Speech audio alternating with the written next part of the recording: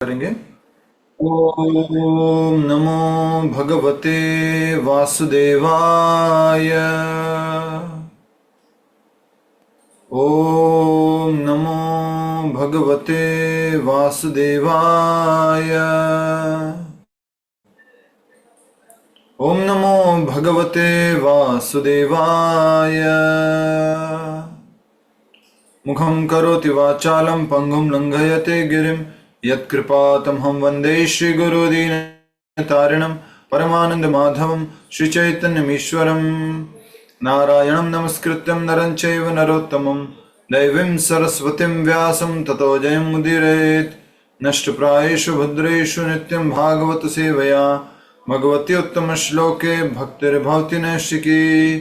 हरे कृष्ण कृष्ण कृष्ण हरे हरे, हरे राम राम राम हरे हरे।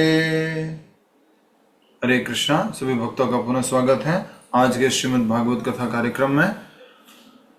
हम श्रीमद् भागवत में सर्वप्रथम प्रस्तावना पढ़े थे, उसके बाद आमुख फिर प्रस्तावना और उसके बाद हम पढ़ रहे हैं भूमिका।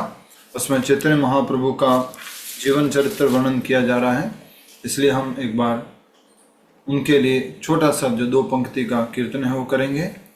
जय जय श्री चैतन्य जय नित्यानंद, जय जय श्री चैतन्य जय नित्यानंद, जय अद्वैत चंद्र जय गौर भक्त वृंद, जय अद्वैत चंद्र जय गौर भक्त वृंद, जय जय श्री चैतन्य जय नित्यानंद, जय जय श्री चैतन्य जय नित्यानंद, जय अद्वैत चंद्र जय गौर भक्त वृंद, जय अद्वैत चंद्र जय गौर भक्त वृंद।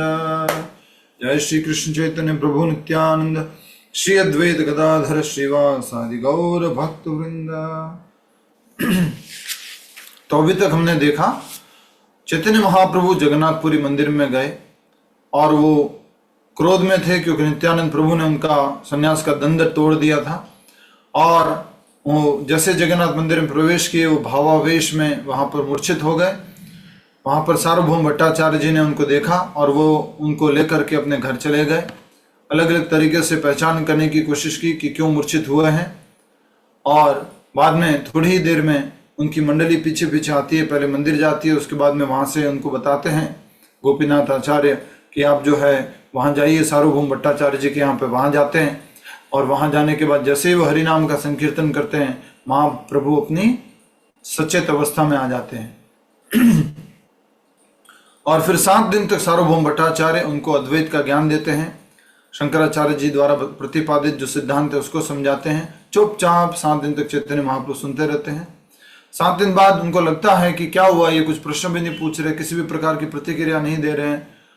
तो चैतन्य महाप्रभु ने प्रवचन करना शुरू किया, बोलना शुरू किया और इतना अच्छा बोला कि सारे के सारे तर्कों को श्री चैतन्य महाप्रभु ने, जो भट्टाचार्य जी द्वारा तर्क दिए गए थे, सबको निरुत्तर कर दिया।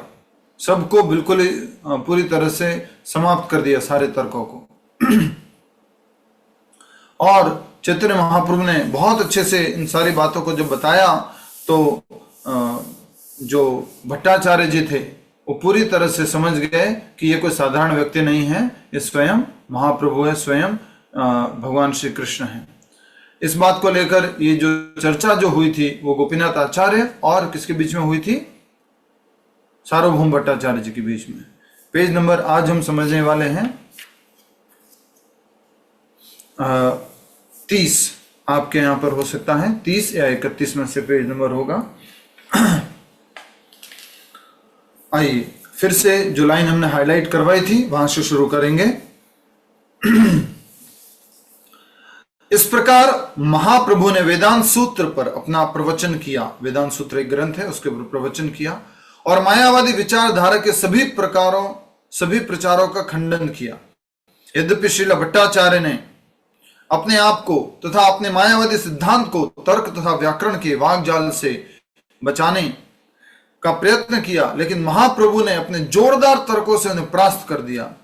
उन्होंने साधिकार कहा कि हम सब भगवान के शाश्वत रूप से संबंधित हैं, हम सब भगवान से शाश्वत रूप से संबंधित हैं और हमारे संबंधों के आदान प्रदान के लिए भक्ति में सेवा हमारा शाश्वत कर्तव्य है। ये संबंध अभिधेय प्रयोजन को बता रहे हैं। ये शब्द नहीं लिखे हुए लेकिन ये मूल शब्द ये है। ऐसे आदान प्रदान का परिणाम प्रेम या भगवत प्रेम की प्राप्ति है। तो हमेशा याद रखना कि हमारे भगवत गीता में क्या बताया, भागवत में क्या बताया, शास्त्रों में क्या बताया। देखिए आगे क्या बोला गया है। जब भगवत प्रेम प्राप्त हो जाता है तब अन्य जीवों के प्रति प्रेम स्वतः ही उत्पन्न होता है, क्योंकि श्री भगवान ऐसे समस्त जीवों के समाहार हैं, सबके सार है, सबके केंद्र हैं। ये भगवान श्री कृष्ण के बारे में बताया गया श्री चैतन्य महाप्रभु द्वारा। अब देखिए आगे जो बात कही गई है, महाप्रभु ने कहा कि ईश्वर के शाश्वत संबंध, उनके साथ संबंधों का आदान प्रदान तथा उनके लिए प्रेम की उपलब्धि, इन तीन बातों को छोड़कर वेदों में जो कुछ भी शिक्षा दी गई है वह व्यर्थ है और मनगढ़ंत है। अर्थात वही शास्त्र हमें पढ़ना है जिसमें हमें या तो ये मालूम पड़ सके मेरा और भगवान का क्या संबंध है, या मैं उस संबंध में क्या कार्य कर सकता हूं, या उस संबंध का उद्देश्य क्या है। हमेशा याद रखना, बार बार इस बात को याद रखना कि हम भक्ति में क्यों आए हैं, हम भगवान से क्यों जुड़े हुए हैं, क्योंकि अल्टीमेट जो पर्पस है, परम उद्देश्य वो है, यानी कि माइंड कंट्रोल करना है, या मुझे तो बस पीसफुल रहना है, शांति प्राप्त करना है, सारे कर्मों से मुक्ति मिल जाए, बस पापों से मुक्त हो जाऊं, मैं यहाँ पर आराम से सुखी रह सकूं। ये सब तो गौण उद्देश्य है। मुख्य उद्देश्य क्या है? भगवत प्रेम। इशारा करके बताएंगे, कल सब एक्सपर्टली इशारा किए थे, भगवत प्रेम, कृष्ण के प्रति प्रेम। थोड़ा एक्टिव रहिए जिससे कि आप कथा अच्छे से श्रवण कर पाए। ये उद्देश्य है, आपको कुछ इशारा करवाना या जगाना, कुछ बोलना, ये उद्देश्य है। तो ये तीन बातें याद रखनी है, संबंध, अभिधेय और प्रयोजन। संबंध, हमारा और भगवान का क्या संबंध है, अभिधेय, उस संबंध में हम क्या कार्य करते हैं, प्रयोजन में भगवत प्रेम प्राप्त करना है। हमें कोई भगवान के साथ एकाकार प्राप्त नहीं करना है या मात्र भगवान का हृदय रूप में दर्शन करना, ये हमारा उद्देश्य नहीं है। हमें तो भगवान का प्रेम प्राप्त करना है, और इसलिए प्रेम को रसमय कहा जाता है, भगवान को रसराज कहा जाता है, भक्ति को भी रसमय भक्ति कहा जाता है। और भक्ति में जो बड़े बड़े संत हुए उनको वृंदावन में रसिक कहा जाता है, रस का आस्वादन करने वाले रसिक। आइए आज का शुरू कर रहे हैं हम यहां से। अब ये जो फिलोसॉफिकल पॉइंट था, जो दार्शनिक बातें थी, वो पूरी हो गई सार्वभौम भट्टाचार्य जी और चैतन्य महाप्रभु के बीच में। अब बीच बीच में दार्शनिक बातें आएगी और मुख्य रूप से थोड़ी कथा चलती रहेगी। भगवान ने आगे भी कहा कि श्रीपाद शंकराचार्य द्वारा पढ़ाया गया मायावादी दर्शन वेदों की काल्पनिक व्याख्या है, लेकिन उन्हें अर्थात शंकराचार्य को इसकी शिक्षा देनी ही थी, क्योंकि उन्हें ऐसा करने का श्री भगवान का आदेश था। अब समझ में आया आपको क्यों शंकराचार्य आए, क्यों बुद्ध भगवान आए, ये यहां पर बताया। आज भी क्लास में प्रभु जी ने ये पूरा सीक्वेंस बताया था। दोबारा आप लोग सुन सकते हैं इस कथा को बाद में, प्रभु जी के प्रवचन को। देखिए कहा जा रहा है, भगवान ने आगे भी कहा, भगवान कौन? चैतन्य महाप्रभु, कि श्रीपाद शंकराचार्य द्वारा पढ़ाया गया मायावादी दर्शन वेदों की काल्पनिक व्याख्या है, लेकिन उन्हें शंकराचार्य को इसकी शिक्षा देनी ही थी, क्योंकि उन्हें ऐसा करने का श्री भगवान का आदेश था। क्यों ऐसा, क्यों कारण पड़ा, ऐसा क्या हुआ था? तो सरल भाषा में बता रहा हूं, ज्यादा कॉम्प्लिकेटेड नहीं, सीधी सीधी भाषा में। भगवान श्री कृष्ण 5000 वर्ष पूर्व आए, उन्होंने बोला मुझे समर्पण करो, मेरा चिंतन करो, मुझे मेरी भक्ति करो, मुझे प्रणाम करो, ये सीधा सीधा बोला। लेकिन समय के साथ जब भगवान श्री कृष्ण इस भौतिक जगत को छोड़ के चले गए, तो बाद में लोगों ने वेदों के नाम पर मांसाहार करना शुरू किया, वेदों के नाम पर जीवों को मारना शुरू किया, जीव हत्या करना शुरू किया। तो स्वयं भगवान श्री कृष्ण एक अपना विस्तार लेकर के आते हैं, वो है बुद्ध भगवान।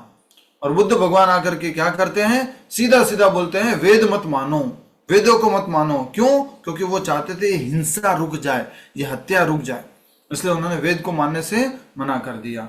प्रभुपाद जी बहुत हंसाते हुए कहते हैं कि कान को ऐसे पकड़ो या कान को ऐसे घुमा के पकड़ो। पकड़ किसको रहे हो? कान को। अर्थात भगवान की बात को वेदों के थ्रू मानो या सीधा भगवान बुद्ध के थ्रू मानो, वैसे एक ही बात है। तो फिर बुद्ध भगवान ने मना कर दिया, वेदों का शास्त्रों का पालन करना नहीं है आपको, और इस प्रकार से निराकार निर्गुण की स्थापना, निर्गुण नहीं क्या था, निर्वाण की स्थापना कर दी। निर्वाण कि इस जीवन के बाद कुछ भी नहीं है, ना तो आत्मा है और न ही कोई भगवान है, इस जीवन के बाद सब कुछ समाप्त है। उसके बाद कौन आए? बोले शास्त्र ही हटा दिए थे सारे के सारे, तो वापस लाने शास्त्रों को। तो कौन आए? आदि गुरु शंकराचार्य जी। वो शास्त्रों को वापस लेके आए, वो वेदों को वापस लेके आए, पर सरलतम रूप में लेके आना है कि अगर ये बता दिया कि वो भगवान एक व्यक्ति है तो तुरंत लोग इसको नहीं स्वीकार करेंगे। तो उन्होंने क्या कहा कि भगवान निराकार है, हम भी भगवान बन सकते हैं, एक न एक दिन हम भगवान में विलीन हो जाएंगे। इस सिद्धांत को लेके आए और साथ में शास्त्रों की पुनर्स्थापना कर दी। फिर उसके बाद में शंकराचार्य जी के बाद मध्वाचार्य आए, रामानुजाचार्य आए और उन्होंने सही सही सिद्धांतों की, पूरे भागवत सिद्धांतों की पुनः स्थापना की कि हम और भगवान अलग अलग हैं, हम भी शाश्वत है, भगवान भी शाश्वत है, लेकिन वो गुणात्मक रूप से हम एक हैं, लेकिन मात्रात्मक रूप से अलग अलग हैं। इन सब बातों के सिद्धांतों की स्थापना की। इसी बात को यहाँ पर प्रभुपाद जी कह रहे हैं कि उनको स्वयं भगवान ने आदेश दिया था कि वो ऐसा करें। ये अंडरलाइन कर लो पूरा, शंकराचार्य जी ने ऐसी शिक्षाएं क्यों दी?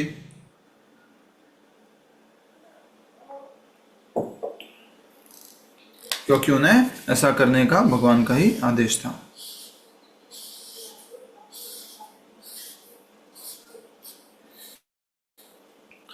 पद्म पुराण में कहा गया है कि श्री भगवान ने विश्व को आदेश दिया कि वे मनुष्य जाति को उनसे, श्री भगवान से पथ भ्रष्ट करें। ये कहां पर बताया गया है? पद्म पुराण में। तो किसको आदेश दिया था? सीधे सीधे शंकराचार्य जी को नहीं। शंकराचार्य जी किसके अवतार हैं? यस, शंकराचार्य जी किसके अवतार हैं? इशारा करके बताओ, बोलने का तो है नहीं आपके पास। कैसे इशारा करोगे? कैसे इशारा करोगे? गले में पूरा सांप डाला हुआ है और त्रिशूल हाथ में ऐसे करके, जटाधारी है पूरा, तो वो शंकराचार्य, वो भगवान शिव जी। तो भगवान शिव जी के बारे में कहा जा रहा है कि पद्म पुराण में कहा गया कि श्री भगवान ने शिव को आदेश दिया कि वह मनुष्य जाति को उनसे, श्री भगवान से क्या करें? पथ भ्रष्ट करें। अर्थात शास्त्रों से जो वो सिद्धांत शास्त्रों में कि परम भगवान एक व्यक्ति है, उस सिद्धांत से अलग लेके जाए। श्री भगवान को अपने आप को इस प्रकार प्रसन्न करना था, ढकना था कि लोग अधिकाधिक संतान उत्पन्न करने हेतु प्रेरित हो। शिव ने देवी से कहा, कलयुग में मैं ब्राह्मण के वेश में मायावादी दर्शन का उपदेश करूंगा, जो प्रच्छन्न बोधवाद ही है, छुपा हुआ बोधवाद है, प्रच्छन्न बोधवाद या ढका हुआ बोधवाद। ठीक है, प्रच्छन्न बोध शास्त्रम, वो जो दिया है वो किसने दिया है? शंकराचार्य जी ने। शंकराचार्य जी ने क्या कहा? देखिए ध्यान से सुनिए, नहीं समझ में आ रहा तो एक बार फिर से ध्यान दीजिए। शंकराचार्य जी ने क्या कहा? जो बुद्ध भगवान ने कहा था उसी को थोड़ा सा दूसरे रूप में कहा। क्या कहा? बुद्ध भगवान ने कहा कि भगवान नहीं है और हम भी ये आत्मा नहीं है, इस जीवन के बाद सब कुछ समाप्त है, निर्वाण है, कुछ जीवन नहीं है, शून्यवाद। तो शंकराचार्य जी आए, उन्होंने ये तो कह दिया कि वेद है, शास्त्र है, भगवान है, लेकिन एक तरह से ये स्थापित कर दिया कि जो भी मैं भगवान वगैरह कह रहा हूं वो और हम अलग अलग नहीं है। उसको बोलते हैं ढका हुआ बुद्धवाद। एक ही है, भगवान कोई अलग नहीं है, हम ही भगवान है। अगर बुद्ध भगवान कह रहे थे कोई भगवान नहीं है, जीवन के बाद कोई जीवन नहीं है, तो मैं भी यही कह रहा हूं कि भगवान कोई नहीं, अलग नहीं है, हम ही भगवान है। तो सब कुछ हम ही है, सब कुछ समाप्त हो जाएगा इस जीवन के बाद और कुछ नहीं है, पुनर्जन्म वगैरह ये सब नहीं है। ऐसा जो है ढका हुआ ये बुद्धवाद जो है प्रकट करते हैं कौन? आदि गुरु शंकराचार्य जी। इसको बोलते हैं प्रच्छन्न बोधवाद। ठीक है, तो ये आपको याद रखना होगा कि पद्म पुराण के अंदर स्वयं श्री भगवान ने शिव जी को कहा, और शिव जी ने किसको कह दिया? शिव जी ने किसको कहा? पार्वती मैया को। क्या कहा? कलयुग में मैं, रामावतार जी ध्यान रखिए इस बात को, साफ साफ लिखा हुआ है, कलयुग में मैं ब्राह्मण के वेश में मायावादी दर्शन का उपदेश करूंगा, और जो प्रच्छन्न बौद्धवादी है, एक तरह से ढका हुआ बौद्धवाद है। ये कौन कह रहे हैं? स्वयं शिव जी। तो शंकराचार्य जी शिव जी के विस्तार है, शिव जी के शक्त्यावेश अवतार है। आगे बढ़िए। भगवान चैतन्य महाप्रभु के इन प्रवचनों को सुनकर श्रील भट्टाचार्य आश्चर्यचकित हुए और स्तब्ध रह गए और चुपचाप उनको देखते रहे। तब महाप्रभु ने उन्हें आश्वासन दिया कि इसमें आश्चर्य करने की कोई बात नहीं है। मैं कहता हूं कि श्री भगवान की भक्ति में सेवा करना ही मानव जीवन का सर्वोच्च ध्येय है। अंडरलाइन कर लो, चैतन्य महाप्रभु ने क्या बोला सार्वभौम भट्टाचार्य जी को, मानव जीवन का क्या ध्येय है, क्या लक्ष्य है। पूरी दुनिया 99.99% दुनिया क्या जानती है मानव जीवन का क्या लक्ष्य है, इशारा करके बताना है। मानव जीवन का क्या लक्ष्य है, ज्यादातर दुनिया क्या समझती है, 99.99% दुनिया मानव जीवन का लक्ष्य क्या है, पैसा पैसा पैसा धन पैसा गाड़ी व्यापार नाम ये भोग करो, यही सब कुछ है मानव जीवन का लक्ष्य। 4 दिन की जिंदगी किसने देखा है आगे, बस मजे कर लो, ये ज्यादातर लोगों का ध्येय है। लेकिन स्वयं चैतन्य महाप्रभु कह रहे हैं कि मानव समाज का जो ध्येय है, मानव जीवन का जो ध्येय है वो क्या है, श्री भगवान की भक्ति में सेवा करना। देखो एक तो हो गया खाली सेवा करना, अभी हम लोग कैसी सेवा करते हैं, खाली सेवा। अब नेक्स्ट कौन सी होती है, भक्तिमय सेवा। थोड़ी और भी बीच में है, स्तर और भी है थोड़ा थोड़ा, पर इस जस्ट बता रहे हैं आपको। भक्तिमय सेवा मतलब कि आप किसी के कहने पर नहीं, किसी के प्रोत्साहित करने पर नहीं, किसी से इंस्पायर होके नहीं, स्वयं ही अपना परिचय जानने के बाद, अपना साक्षात्कार होने के बाद प्रेम पूर्वक भगवान की सेवा कर रहे हैं, उसको बोलते हैं भक्ति में सेवा। भगवान कृष्ण गीता में बोलते हैं 9वें अध्याय के 26वें श्लोक में, पत्रम पुष्पम फलम तोयम यो में भक्त्या प्रयच्छति तदहम भक्ति उपरहितम अश्नामि प्रयतात्मनः। अगर भक्ति पूर्वक तुम मुझे कुछ ऑफर करोगे, अर्पण करोगे, तो मैं क्या कर लूंगा, स्वीकार कर लूंगा। तो हमें धीरे धीरे एक जैसे हमने स्तर भी पढ़े हैं, एक कौन सी भक्ति होती है, वैधि भक्ति होती है जिसमें विधि होती है, नियम होते हैं। उसके बाद में कौन सी आती है, रागानुगा। उसके बाद में कौन सी आती है, प्रेम भक्ति। तो धीरे धीरे धीरे धीरे धीरे धीरे अपने आप का शुद्धिकरण करके हमें आगे बढ़ना है, धीरे धीरे। ठीक है, या कोई नकल नहीं करनी है शुरू से, पहले दिन से। बहुत सारे लोग पहले दिन से प्रेम भक्ति की नकल करने लग जाते हैं। ओ मेरा लाला मैं तुझे खिलाऊंगी, आज तू भी भूखा है तो मैं भी भूखी हूँ। शुरू से ही मतलब कुछ अभी शुद्धिकरण हुआ नहीं है, कुछ भी हुआ नहीं है, ऐसे शुरू हो जाते हैं। मूवी देखते हैं, उसमें भी वही रोना आता है, और कोई भगवान के साथ में बैठे हुए हैं, उसमें भी ऐसे कुछ बोल दिया, किसी ने कथा में कुछ बोल दिया तो वहां पर भी रोना शुरू कर दिया। तो शुरुआत में हमें किसी का अनुकरण नहीं करना है, हमें पहले बेसिक अपना फंडामेंटल परिचय जानना है, जीवेर स्वरूप है नित्यर कृष्णदास। बाद में हम और समझेंगे आगे, जब हमारा शुद्धिकरण होगा कि हमारा भगवान के साथ कौन सा संबंध है। तब उन्होंने श्रीमद् भागवतम का एक श्लोक उद्धृत किया और उन्हें आश्वस्त किया कि आत्मा और आत्म साक्षात्कार में लीन रहने वाले मुक्त आत्मा भी श्री भगवान श्री हरि की भक्ति करते हैं, क्योंकि श्री भगवान में इतने दिव्य गुण हैं कि वे मुक्त आत्मा का भी हृदय आकृष्ट करने वाले हैं। समझ में आ रहा है? यहां थोड़ा सा डीप है। क्या है कि भागवत में जो श्लोक रेफर किया गया, आत्मराम श्लोक, जो ये आगे पहले स्कंद का 7वें अध्याय का 10वां श्लोक है, आत्मराम, जिसका अलग अलग चैतन्य महाप्रभु ने 64 प्रकार से इसको समझाया है। चैतन्य महाप्रभु ने एक्सप्लेनेशन दिया, 64 प्रकार से एक श्लोक को अलग अलग प्रकार से समझाया आत्मराम शब्द को। ठीक है, तो हम क्या कहना चाहते हैं, इसको ध्यान दीजिए पहले कि आत्मा और आत्म साक्षात्कार में लीन रहने वाले मुक्त आत्मा भी भगवान श्री हरि की भक्ति करते हैं, क्योंकि श्री भगवान में इतने दिव्य गुण हैं कि वे मुक्त आत्मा का भी हृदय आकृष्ट करने वाले हैं। वैसे तो वो किसका हृदय आकृष्ट करते हैं, मात्र मुक्त आत्मा का ही करते हैं, जो शुद्ध भक्त हैं। हमारा तो अभी बहुत कलुषित है, इतना आकर्षित नहीं होता ना। राधा वृंदावन चंद्र जी के पास जाएंगे, कितनी देर खड़े रह लोगे, बताओ कितनी देर खड़े रह लोगे? 5 मिनट मैक्सिमम, 10 मिनट, फिर क्या होगा?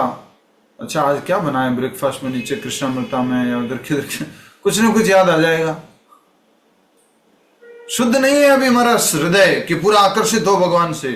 24 आवर्स कौन खड़ा रह सकता है भगवान के सामने? जो मुक्त आत्मा है वो 24 आवर्स खड़ा रह सकता है, बिना इस शरीर की जो डिमांड्स है, इनकी जो आवश्यकता है उसको सुने, उनको बिना सोचे वो उनको भगवान के सामने खड़ा रह सकता है, उनका कीर्तन कर सकता है, उनका नृत्य, उनके सामने नृत्य कर सकता है। अभी हम लोग भौतिकता से थोड़ा थोड़ा मुक्त हो रहे हैं, इसलिए भगवान से आकर्षित हो रहे हैं। और भगवान ऐसा ही नहीं कि बस शुद्ध भक्त हो जाएंगे उसके बाद हमें भगवान आकर्षित नहीं करेंगे, भगवान का आकर्षण तो हमेशा हमारे जीवन में बना रहेगा। इतने हैं आकर्षक परम भगवान श्री कृष्ण। तब श्रील भट्टाचार्य ने श्रीमद् भागवतम के आत्माराम श्लोक की व्याख्या सुननी चाहिए। महाप्रभु ने श्रील भट्टाचार्य जी से कहा कि पहले वे इसकी व्याख्या करें, बाद में वे इसकी व्याख्या करेंगे। समझ रहे हैं आप, दोनों में चर्चा चल रही है। जब श्रील भट्टाचार्य ने पांडित्यपूर्ण ढंग से विशेष रूप से तर्क शास्त्र के संदर्भ में श्लोक की व्याख्या की, उन्होंने मुख्यतया तर्क के आधार पर श्लोक की 9 प्रकार से व्याख्या की, क्योंकि वे उस समय तर्क शास्त्र के सर्वाधिक प्रमुख विद्वान थे। श्रील भट्टाचार्य जी को सुनने के बाद महाप्रभु ने श्लोक की पांडित्यपूर्ण व्याख्या के लिए उन्हें धन्यवाद दिया, और तब श्री भट्टाचार्य जी के अनुरोध पर उन्होंने इस श्लोक की 64 भिन्न प्रकार की व्याख्या की, और इनमें उन्होंने भट्टाचार्य जी की 9 व्याख्याओं को छुआ तक नहीं।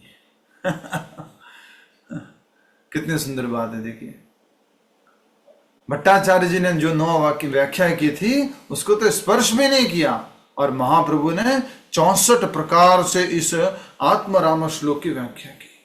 आत्मराम क्या है, आत्मराम शब्द क्या है, आत्मराम से क्या अर्थ है, आत्मराम हमारे जीवन में क्या अर्थ है, सब उसमें अच्छे से समझाया है।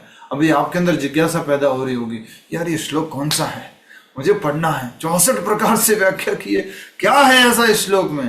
भट्टाचार्य जी ने 9 प्रकार से की, चैतन्य महाप्रभु ने 64 प्रकार से व्याख्या की, क्या बताया गया इसमें? ये हमारे हृदय में प्रश्न आता है। तो आज आप खुद से अपने स्वाध्याय में इस श्लोक को जोड़ देना। पहला स्कंद 7वां अध्याय और 10वां श्लोक, ये आप अपने अध्ययन के लिए रखना। आज आत्मराम श्लोक इसी में है, कुछ और अन्य किताब की जरूरत नहीं है, इसी ग्रंथ में है। आगे बढ़ते हैं। तो भट्टाचार्य ने कितने 9 प्रकार से व्याख्या की, ठीक है।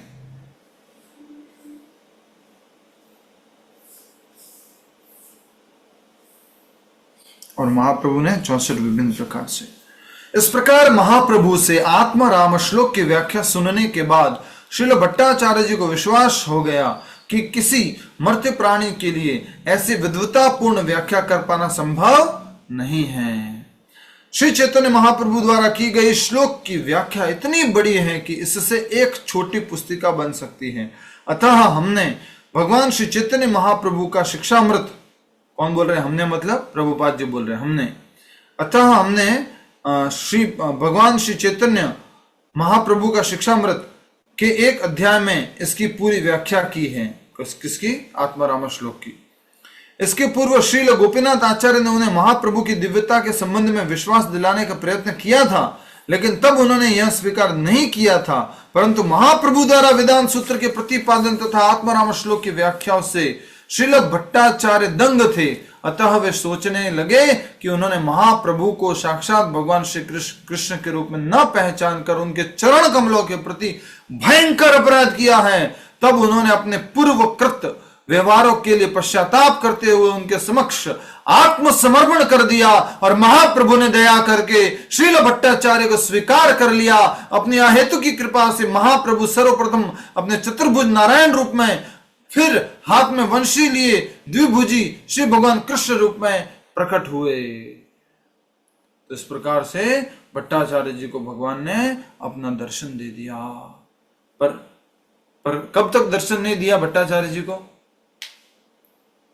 कब तक दर्शन नहीं दिया?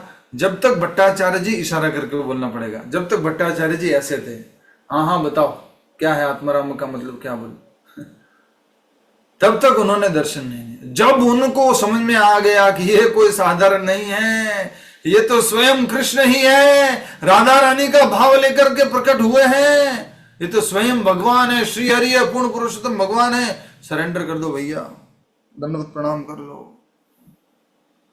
जैसे केशव काश्मीरी ने सरेंडर किया था, वैसे ही स्वयं भट्टाचार्य जी ने समर्पण कर दिया। अब समर्पण कर दिया तो भगवान जो समर्पण करता है उसके ऊपर भगवान क्या कर देते हैं? कृपा कर देते हैं, दया कर देते हैं, और फिर उसके लिए तो वो खुद पूरा अपने आप को न्यौछावर कर देते हैं। जैसे द्रौपदी ऐसा कहा जाता है, उसने कोशिश किया सारे पांचों पांडवों से अपनी रक्षा हेतु। ये देखिए भट्टाचार्य जी को दर्शन दिए हैं षडभुज गौरांग रूप में। ये भट्टाचार्य जी बैठे हैं इधर, और दूसरी तरफ जो है चैतन्य महाप्रभु। तो षडभुज गौरांग अर्थात दो भुजाएं राम जी की, दो भुजाएं कृष्ण भगवान की, और दो भुजा चैतन्य महाप्रभु के रूप में। और फिर उन्होंने भट्टाचार्य जी ने क्या कर दिया है? समर्पण। हरि बोल। इतना ही नहीं, अभी तो और देखेंगे। प्रकाशानंद सरस्वती जी 60,000 शिष्यों के साथ समर्पण कर देते हैं, मायावाद सिद्धांत वाले 60,000 शिष्यों के साथ। अब देखिए आगे हम क्या कह रहे थे कि हाँ, द्रौपदी की कथा बता रहे थे। तो द्रौपदी जी ने कोशिश की, मेरे पतिदेव बहुत बलवान हैं, धनुर्धर हैं, मेरी रक्षा करेंगे, नहीं किया। खुद ने सोचा मैं शतरानी हूं, मैं अपनी खुद की रक्षा कर लूंगी, अपनी साड़ी को बचा के रखती हूं, नहीं कर पाए। फिर ऐसा कहते हैं कुछ लोग कि उन्होंने अपने दांतों की शरण ली, साड़ी को ऐसे दांतों में बींच लिया कि अब मैं दांत एक हाथ से ऐसे और ऐसे साड़ी को पकड़ लूंगी दांतों से, तो भी भगवान प्रकट नहीं हुए। फिर बाद में कहा देखो कुछ नहीं हो सकता है, हमारे ये दांत और हमारा ये शक्ति और हमारा शरीर के गुण कुछ काम के नहीं आने वाले हैं।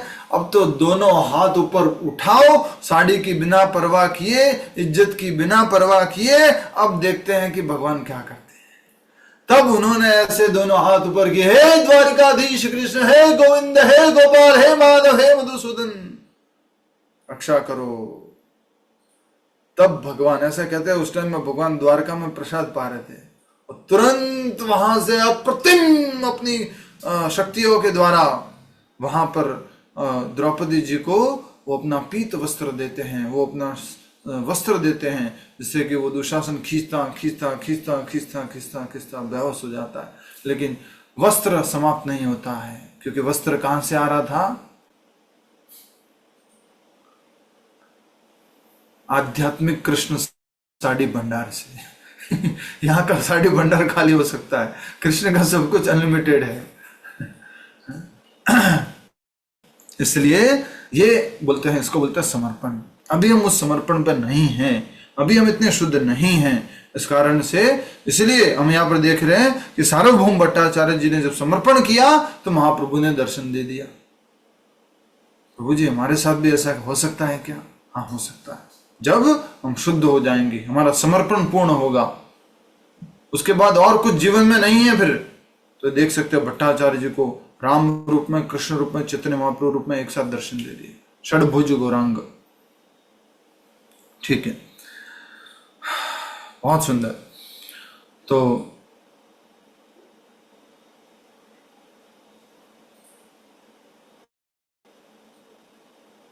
श्रील भट्टाचार्य तुरंत श्री भगवान के चरण कमलों पर गिर पड़े और उन्हीं की कृपा से उनकी प्रशंसा में कई उपयुक्त श्लोकों की रचना की। ये षडभुज गौरांग वाला भी नोट कर लो, फिर आपको भी याद नहीं रख पाओ ना, क्योंकि यहां पे लिखा हुआ है।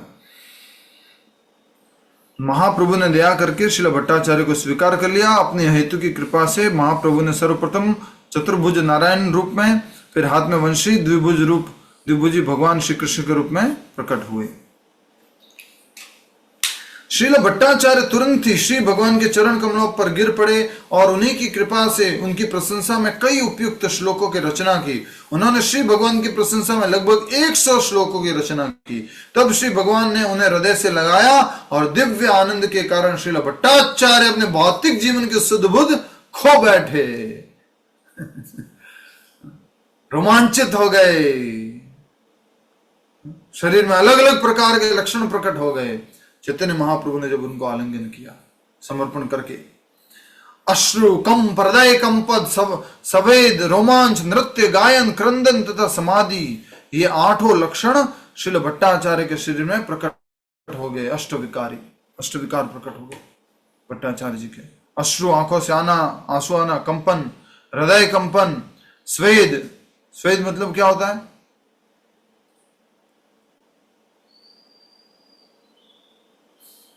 क्या होता है स्वेद?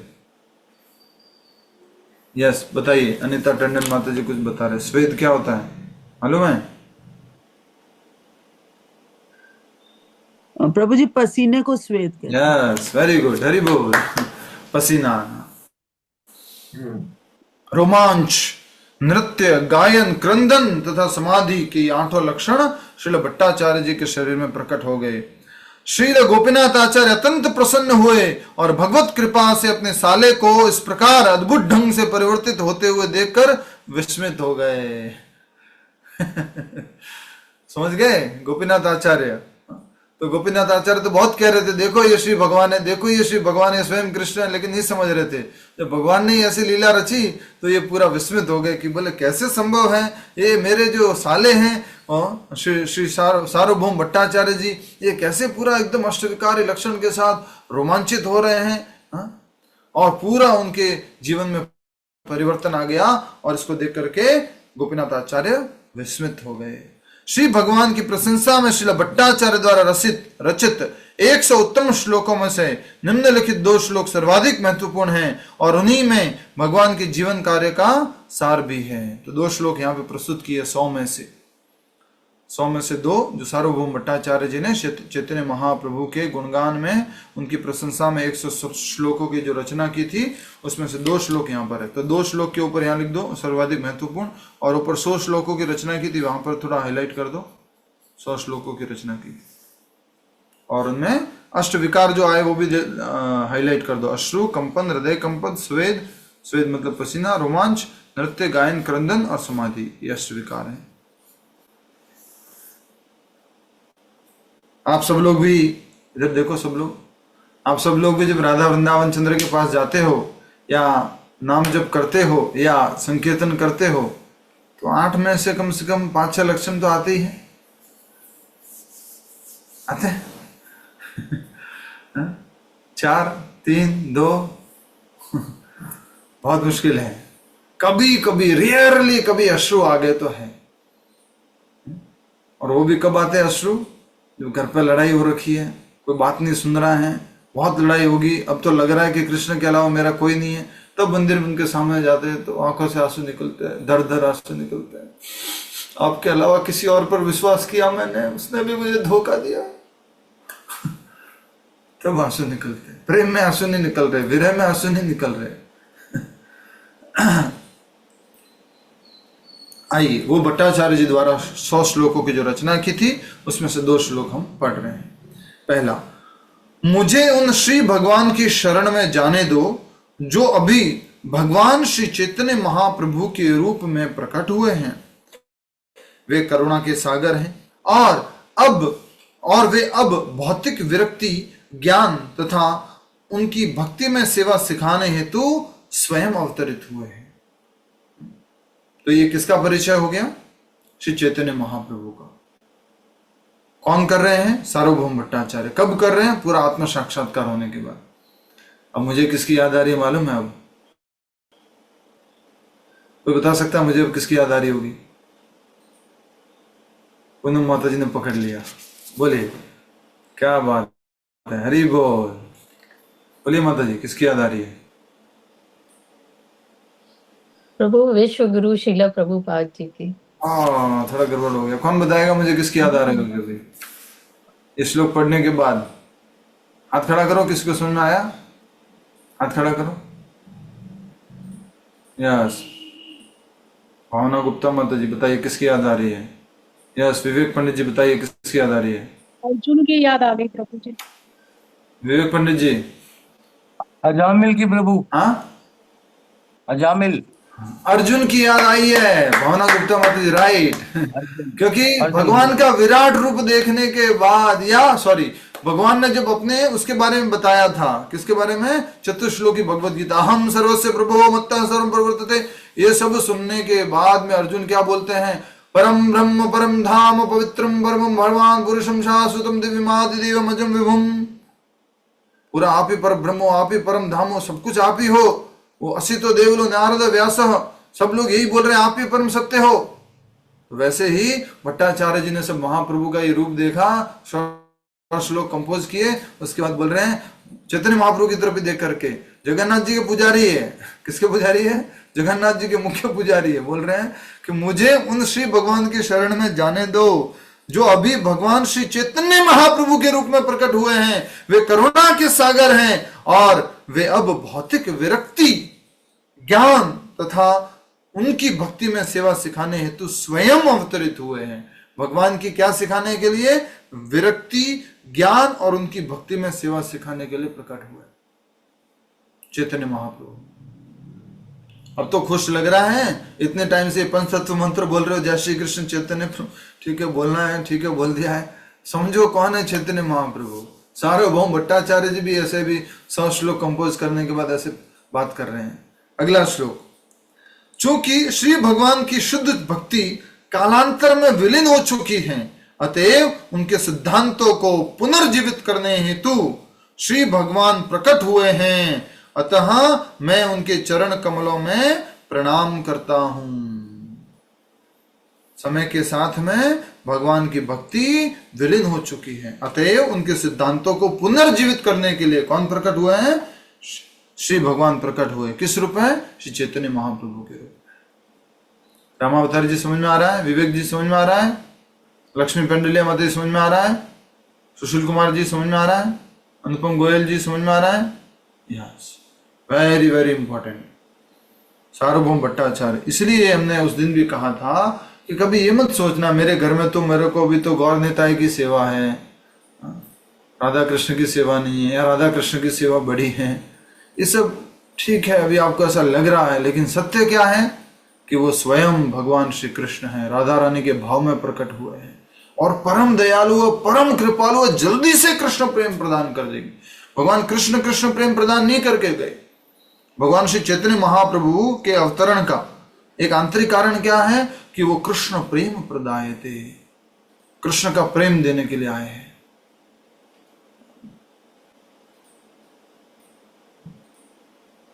बाह्य कारण, आंतरिक नहीं, बाह्य कारण है ये, एक्सटर्नल रीजन है उनका कि कृष्ण भगवान ने प्रेम कहां पर दिया? मात्र गोपियों को दिया है, गोपाओं को दिया है, ब्रजवासियों को दिया है। लेकिन द्वारका गए तो प्रेम वगैरह नहीं, इतना ऐश्वर्य सब कुछ, बट भगवान श्री चैतन्य पूरे विश्व को कृष्ण प्रेम देने के लिए आए, इसलिए उनको क्या कहा गया? नमो महावदन्याय। कृष्ण भगवान ने तो मांगा है, सरेंडर टू मी, सरेंडर करो पहले, तो चैतन्य महाप्रभु तो ऐसे ही दे रहे, नमो महावदन्याय, बहुत कृपालु, बहुत दयालु। इसलिए हम महाप्रभु की कृपा से नाम जप शुरू करते हैं। वो कृपा करेंगे तो हमें नाम जप का जो परम उद्देश्य है वो प्राप्त होगा, और वो क्या है? कृष्ण प्रेम। ठीक है, आप में से कोई एक भक्त मुझे हेल्प कीजिए, ये दोनों श्लोक जो ओरिजिनल श्लोक है वो यहाँ पर मुझे चैट बॉक्स में भेजिए कॉपी करके। ओरिजिनल जो 2 श्लोक है, ये तो अनुवाद है, दोनों श्लोकों के यहाँ चैट बॉक्स में भेजिए। महाप्रभु ने मुक्ति शब्द की व्याख्या करते हुए श्री विष्णु या भगवान, श्री भगवान के समतुल्य श्री विष्णु, महाप्रभु ने मुक्ति शब्द की व्याख्या करते हुए उसे श्री विष्णु या श्री भगवान के समतुल्य बताया। मुक्ति प्राप्त करने का अर्थ है भौतिक अस्तित्व से छुटकारा, और यही है श्री भगवान की सेवा की प्राप्ति। तो पूर्ण सेवा, वास्तविक सेवा तो कब शुरू होगी? जब हम मुक्त हो जाएंगे। कई बार प्रश्न पूछा जाता है, प्रभु जी मोक्ष मिल जाएगा, उसके बाद क्या है? उसके बाद तो अभी ओरिजिनल भक्ति शुरू होगी, रियल भक्ति शुरू होगी। भक्ति का लक्ष्य क्या है? भक्ति का लक्ष्य प्रेमा भक्ति है, शुद्ध भक्ति है। इसलिए यहां पर देखिए बहुत सुंदर बात कही है कि महाप्रभु ने मुक्ति शब्द की व्याख्या करते हुए उसे श्री विष्णु या श्री भगवान के समतुल्य बताया। मुक्ति प्राप्त करने का अर्थ है भौतिक अस्तित्व से छुटकारा, और यही है श्री भगवान की सेवा की प्राप्ति। भगवान की वास्तविक सेवा मुक्ति के बाद ही शुरू होती है। अभी तो हम गुरु के आदेश के अनुसार सेवा कर रहे हैं। ठीक है, तो ये मुक्ति शब्द का एक यहां पर अर्थ बताया, श्री भगवान की सेवा। नेक्स्ट, वेरी गुड, श्लोक माता जी ने ढूंढा है और अच्छे से यहाँ पर कॉपी पेस्ट भी कर दिया है। वेरी गुड माता जी, कैसे ढूंढा आपने? बाकी लोगों को भी बताओ, थोड़ा हेल्प करो।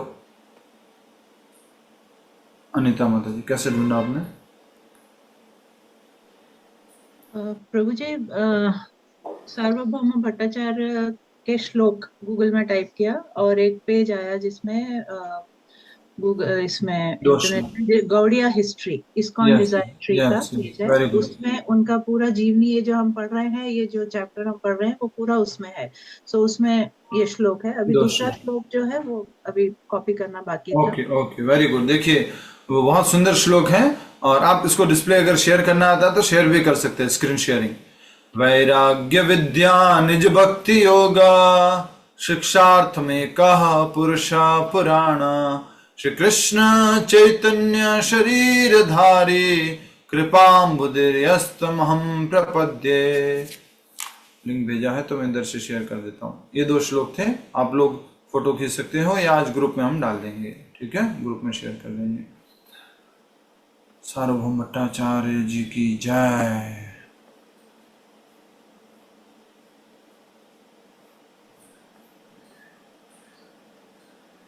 और सेकंड श्लोक 1 मिनट डाल रहे हो Prabhu. Yes, I am sharing, just मैं शेयर कर देता हूँ उनको, लोगों को सबको स्क्रीन शेयर कर देता हूँ। राइट, थैंक यू माता जी। ये देखिए स्क्रीन पे देख पा रहे हैं आप लोग?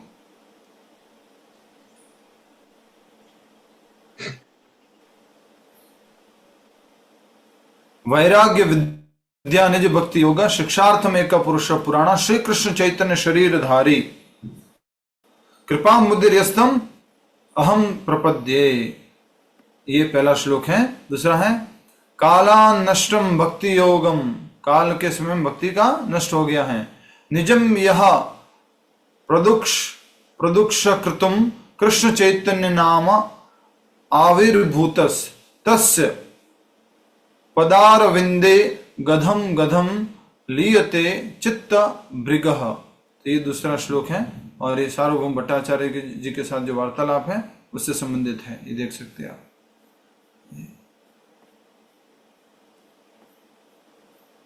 और सुंदर वर्णन है। ये सार्वभौम भट्टाचार्य जी को चैतन्य महाप्रभु ने षडभुज गौरांग के रूप में दर्शन दिए। ये दोनों हाथ देखिए, ये वाले हाथ हरे हरे जो हाथ है वो राम जी के हैं। ये जो थोड़े थोड़े ब्लूइश जो है वो है भगवान श्री कृष्ण और ये स्वयं चैतन्य महाप्रभु। हरि बोल। ये दोनों श्लोक आज हिंदी अनुवाद के साथ में, हिंदी शब्द के साथ में उसको हम ग्रुप में पोस्ट कर देंगे। तत्पश्चात महाप्रभु कुछ काल के दक्षिण भारत की ओर चले गए और उन्होंने जो उन्हें मार्ग में मिलते गए उन्हें वे श्री कृष्ण भक्त बनाते गए। ऐसे भक्तों ने कई अन्य व्यक्तियों को भी भक्ति संप्रदाय में तथा भागवत धर्म में सम्मिलित कर लिया। इस प्रकार वे गोदावरी नदी के तट पर पहुंचे जहां उनकी भेंट उड़ीसा के राजा महाराज प्रताप रुद्र के अधीन मद्रास के गवर्नर श्रील रामानंद राय से हुई। तो 2 बातें हैं। अब इस घटना के बाद चैतन्य महाप्रभु दक्षिण भारत की यात्रा पर निकल गए। दूसरी बात यह है कि वो जो मिला उसको कृष्ण भक्ति दी, कृष्ण का भक्त बनाया और बाद में उन लोगों ने भी आगे वो संदेश पहुंचाया दूसरे लोगों तक और इस प्रकार से कृष्ण भक्ति का प्रचार और अधिक फैल गया और अधिक बढ़ गया। इसलिए कल हमने आपको बताया था, क्या बताया था? आपको क्या करना है? Network marketing. जस्ट हंसी मजाक में उदाहरण दिया था कि नेटवर्क मार्केटिंग वाले लोग क्या करते हैं, बोले आप एक हो, आपके अंडर में 3 बनाओ, फिर वो 3 जो हैं वो अपने अंडर में 3 बनाएंगे, फिर वो 3 बनाएंगे। इस तरह से वो नेटवर्क मार्केटिंग होगी और मैं बोले बहुत पैसा कमाऊंगा। वैसे ही उदाहरण के लिए, समझाने के लिए बताया है, सही चीज का प्रचार करने के लिए बताया है कि आप भक्त हैं, आप और लोगों को बताओ। 3 क्या 10 क्या 50 100 लोग 1000 लोगों को बताओ और वो लोग 1000 लोगों को बताएंगे। इस प्रकार से कृष्ण भक्ति का प्रचार होता रहेगा। कई बार व्हाट्सएप ग्रुप में ऐसा निवेदन आता है ये महामंत्र है, ये काली का बहुत प्रचंड शक्तिशाली मंत्र है, हमें 10 लाख लोगों तक पहुंचना है, आप 3 लोगों को भेजिए या 3 ग्रुप में भेजिए, हमें प्रचार करना है। दूसरा ये मुख्य बिंदु था। तीसरा, अब वो गोदावरी नदी के किनारे पर पहुंच गए महाप्रभु, और वहां उनकी भेंट उड़ीसा के राजा महाराज प्रताप रुद्र के अधीन मद्रास के गवर्नर श्रील रामानंद राय से हुई। रामानंद राय के साथ उनकी वार्ता दिव्य ज्ञान की उच्चतर अनुभूति के लिए अत्यंत महत्वपूर्ण है, और उनके संवाद से ही एक पुस्तिका बनती है। तथापि हम यहाँ इस संवाद का सारांश दे रहे हैं। उनके संवाद की ही एक पुस्तक है अलग से, प्रभुपाद जी कह रहे हैं, पर फिर भी हम एक यहाँ पर उनके संवाद का सार दे रहे हैं। इस संवाद का मुख्य जो वाक्य आएगा वो ये है, आप ध्यान से सुनिए। और कहो, और कहो। रामानंद राय से चैतन्य महाप्रभु प्रश्न पूछते हैं, मनुष्य जीवन का उद्देश्य क्या है? और चैतन्य महाप्रभु अलग अलग उत्तर देते जाते हैं। सॉरी, उल्टा होता है ये। चैतन्य महाप्रभु पूछते हैं रामानंद राय से कि मनुष्य जीवन का उद्देश्य क्या है, और रामानंद राय उत्तर देते हैं। चैतन्य महाप्रभु कहते हैं और कहो, और कहो, और कहो। इस प्रकार से ये चर्चा चलती रहती है। ठीक है, अब देखिए उस चर्चा का सारांश यहां पर है। यद्यपि श्रील रामानंद राय बाह्य रूप से सामाजिक स्तर पर ब्राह्मण से निम्न जाति के थे रामानंद राय, किंतु वे स्वरूप सिद्ध व्यक्ति थे, अर्थात शुद्ध भक्त थे, प्योर डिवोटी थे। वे सन्यासी नहीं थे, और इसके अतिरिक्त वे राज्य के उच्च प्रशासनाधिकारी थे। फिर भी श्री चैतन्य महाप्रभु ने उनमें दिव्य ज्ञान की उच्च कोटि की अनुभूति होने के कारण उन्हें मुक्त आत्मा रूप में स्वीकार किया।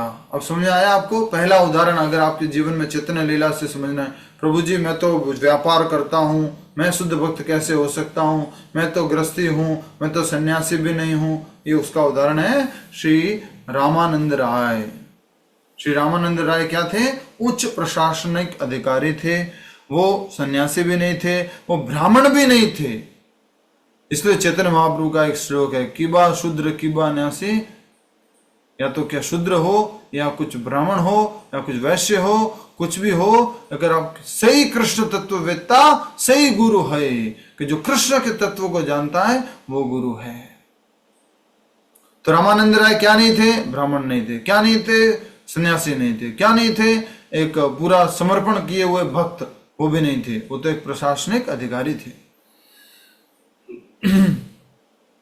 तो भी चैतन्य महाप्रभु ने उनको मुक्त आत्मा के रूप में स्वीकार किया। इसी प्रकार महाप्रभु ने श्रील हरिदास ठाकुर को एक निष्ठापूर्वक भक्त के रूप में स्वीकार किया, जो मुसलमान के परिवार से आते थे। लेकिन इसके अतिरिक्त महाप्रभु के अन्य अनेक महान भक्त हुए हैं, जो विभिन्न संप्रदायों तथा जातियों से हैं। महाप्रभु की एकमात्र कसौटी थी किसी व्यक्ति विशेष की भक्ति में सेवा का स्तर। महाप्रभु की एकमात्र कसौटी थी किसी व्यक्ति विशेष की भक्ति में सेवा का स्तर। वो भक्ति में कैसा स्तर रखता है, भक्ति में किस तरह का है, सेवा कैसी है, उसकी सेवा करता है कि नहीं करता, ये उस कसौटी से, उस पैमाने से महाप्रभु किसी व्यक्ति को देखते थे। वे मनुष्य की बाह्य वेशभूषा की चिंता नहीं करते थे। उन्हें तो केवल आंतरिक आत्मा तथा उसके कार्यकलापों से सरोकार रहता था। तो इसको अंडरलाइन कर लो। महाप्रभु किस बात से किसी व्यक्ति की पहचान करते थे? सत्य बताएं हम, सत्य, थोड़ा सत्य बोल दें, थोड़ा कड़वा सत्य, मीठा सत्य बोल दें। हमारे मंदिर में कोई आता है ना, हमारे मंदिर में, तो हम कैसे पहचान करते हैं? कौन सा कंपनी का घड़ी पहना है, कौन सा अच्छा दिख रहा है, थोड़ा पैसे वाला लग रहा है क्या, तो इसको थोड़ा बात करेंगे, फिर मंदिर के लिए डोनेशन पूछेंगे। नॉर्मल व्यक्ति आया तो ठीक है, हरे कृष्णा, आइए दर्शन कीजिए। महाप्रभु क्या देखते थे? महाप्रभु देखते थे कि वो भगवान श्री कृष्ण का सेवक है, वो भक्तिमय सेवा का भाव रखता है कि नहीं रखता। महाप्रभु तो रिजेक्ट कर देते हैं राजा प्रताप रुद्र को, मिलने से मना कर देते हैं। और हमारे को पूछा जाए राजा जी से मिलना है, ठीक है जल्दी मीटिंग कराइए, थोड़ा बात करेंगे हमारा मंदिर बनाने के लिए, थोड़ा सत्य बताते हुए थोड़ा आगे बढ़ रहे हैं। तो महाप्रभु है ये, स्वयं भगवान श्री कृष्ण हैं। कल हमारे यहाँ पर मंदिर में राष्ट्रीय स्वयंसेवक के संघ के सरसंघ चालक जी मोहन भागवत जी आ रहे हैं। अभी से पूरा सिस्टम चालू हो गया है, ट्रैफिक्स और ये सिक्योरिटी, और ये देश के बहुत बड़े सेवक है, वो बहुत बड़े सेवक है देव के देश के। आज क्या है तो प्रधानमंत्री बाद में और वो पहले है, इतने पावरफुल है वो। प्रधानमंत्री भी उनके इशारों पर चलते हैं। तो कहने का अर्थ है कि हम क्या देखते हैं, हमारी दृष्टि कैसी है। हमारी दृष्टि है, इसमें कुछ गलत नहीं है, क्योंकि मंदिर सेवा के लिए देखते हो आप। किसके लिए देखते हो? मंदिर सेवा के लिए। मंदिर सेवा के लिए आपको देखना ही होगा, नहीं तो आप ऐसे करते जाएंगे, कोई भी आएगा कुछ भी जो आपको थोड़ा सा सेवा ही कर सकता है उसको भी आप अधिक समय देंगे तो आपकी चतुराई समाप्त हो जाएगी, और आपको जो मंदिर के लिए जो सेवा इकट्ठी करनी है वो नहीं हो पाएगी। तो सेवा के लिए ये गलत नहीं है। इन जनरल हम किससे मिलना चाहते हैं? जो बड़ा अरिस्टोक्रेटिक है, जो धनवान है, जो अच्छा बात करता है, अच्छे कपड़े पहनने वाला है, अच्छा आकर्षक है, उससे मिलना चाहते हैं, उससे बात करना चाहते हैं, उससे रहना, उसके साथ बात रहना करना, ये सब है। लेकिन चैतन्य महाप्रभु कह रहे हैं कि एकमात्र कसौटी होती थी, एकमात्र लक्षण होता था, वो है भक्तिमय सेवा। महाप्रभु की एकमात्र कसौटी होती थी किसी व्यक्ति विशेष का, वो क्या है? भक्तिमय सेवा। दो उदाहरण कौन कौन से जल्दी से बताओ। सुशीला हेमकर माता जी, जो अच्छे परिवार से नहीं थे लेकिन महाप्रभु ने उनको परम भक्त के रूप में स्वीकार किया था। दो उदाहरण। तो मुझे जगह ही बताई। हाँ अभी अभी बताओ, अभी जस्ट लिखा हुआ अगले पैराग्राफ में। यस, कौन बताएगा? हाथ खड़ा करो। सीता सुंदरी माता जी, कविता अग्रवाल जी बताएंगे। ठीक है, कविता अग्रवाल जी बताइए। मुस्लिम नहीं नहीं नहीं, नहीं अभी नहीं हो गया, आपका चांस गया। यस, कविता अग्रवाल जी बोलिए। उज्ज्वला रस देवीदासी जी, उज्ज्वला रस देवीदासी जी बोलिए। प्रभु जी उनकी वेशभूषा से क्या कि कैसे लोग हैं ये भक्त महाप्रभु वेशभूषा से पहचानते थे। मैं कह रहा हूं कि दो उदाहरण कौन से हैं जो वेशभूषा के आधार पर नहीं है, जाति के आधार पर नहीं है, जन्म के आधार पर नहीं है। कौन से है वो दो उदाहरण? कृष्णकांत प्रभु जी। हरे कृष्ण प्रभु जी। रामानंद राय, हरिदास ठाकुर। यस, रामानंद राय और हरिदास ठाकुर जी, ये दो उदाहरण हैं। न तो वो ब्राह्मण वेश में थे रामानंद राय, नहीं वो सन्यासी थे, नहीं वो कुछ त्याग किए हुए थे, वो प्रशासनिक अधिकारी थे। हरिदास ठाकुर वो स्वयं मुसलमान घर में प्रकट हुए थे और उनको चैतन्य महाप्रभु ने नामाचार्य की उपाधि दी थी। तो एकमात्र कसौटी होती थी, एकमात्र तरीका होता था, एकमात्र पैमाना होता था, वो है भगवान की भक्ति में सेवा का स्तर। वे मनुष्य की बाह्य वेशभूषा की चिंता नहीं करते थे, उन्हें तो केवल आंतरिक आत्मा तथा उसके कार्यकलापों से सरोकार रहता था। अतएव श्री भगवान के सभी धर्म प्रचार संबंधी कार्यकलापों को आध्यात्मिक स्तर पर समझना होगा।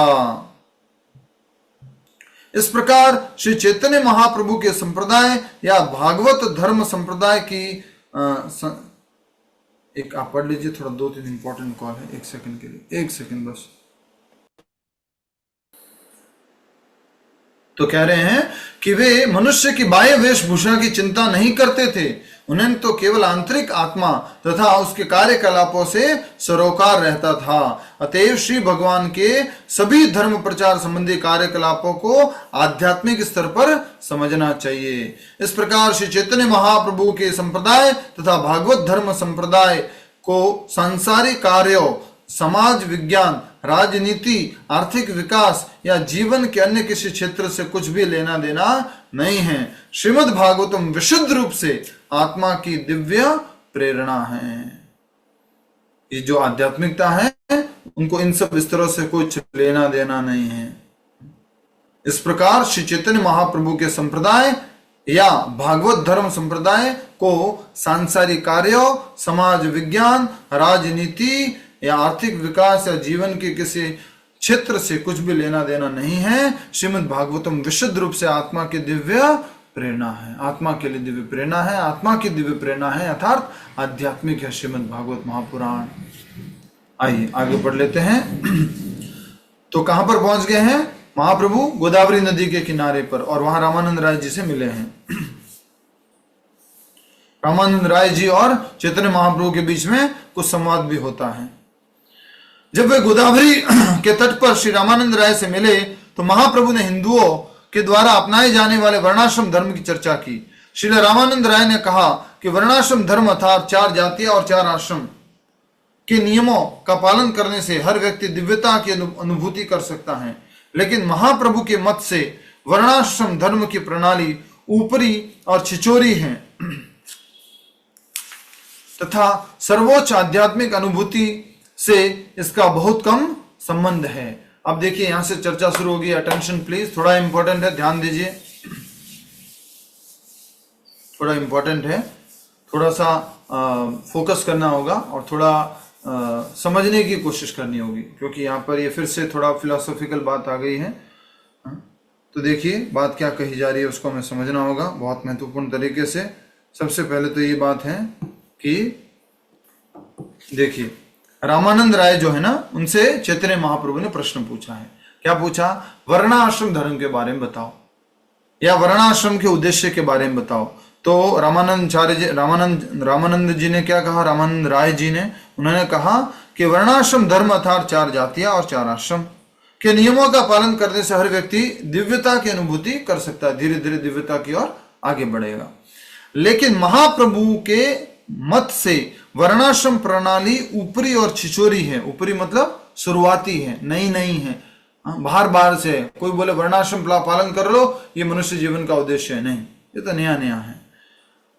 तथा सर्वोच्च आध्यात्मिक अनुभूति से इसका बहुत कम संबंध है, ये महाप्रभु कह रहे हैं। ठीक है, जीवन की सर्वोच्च शुद्धि भौतिक आसक्ति से विरक्त होना और तद अनुरूप श्री भगवान की दिव्य प्रेमा भक्ति की अनुभूति करना।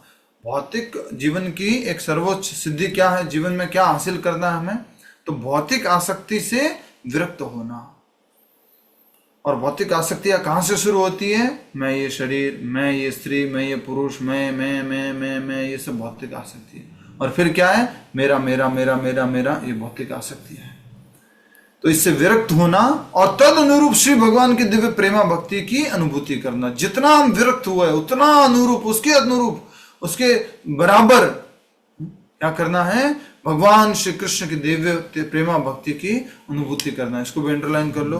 तो पहला प्रश्न वर्णाश्रम से संबंधित था, उसमें महाप्रभु ने कहा ये तो ऊपरी है, और आगे बताओ। तो बोले कि चैतन्य महाप्रभु के अनुसार जीवन की सर्वोच्च सिद्धि भौतिक आसक्ति से विरक्त होना और तद अनुरूप श्री भगवान की दिव्य प्रेमा भक्ति की अनुभूति करना।